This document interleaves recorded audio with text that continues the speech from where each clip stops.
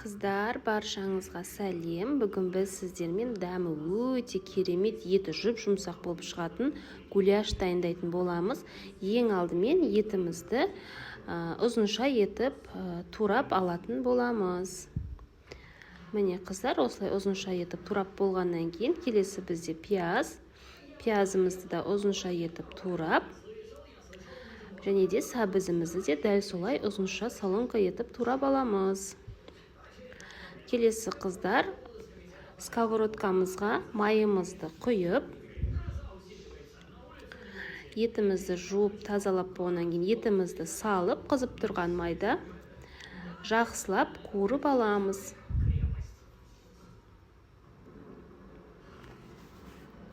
Қуырып болғаннан кейін пиязымыз бен сәбізімізді салып, оны да жақсылап қуырып аламыз.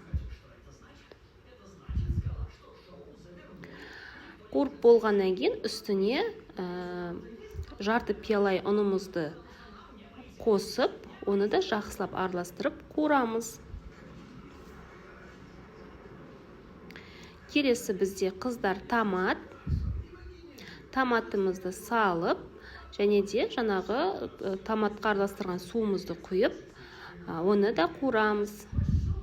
Қуырып болғаннан кейін жаңағы мөлшерлеп суымызды құйып, үстіне бір қасық тұз, бір қасық қант, және де дәміне қарай бұрыш қосып, оны да араластырамыз.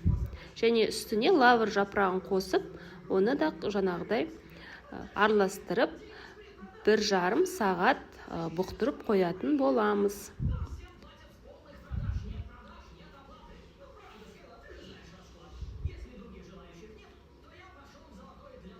Міне қыздар, пісуге бір 5-10 минут қалған кезде чеснок пен жаңағы көк пиязымызды салып, оны да бір 5 минутқа жаңағы жай отта пісіріп аламыз.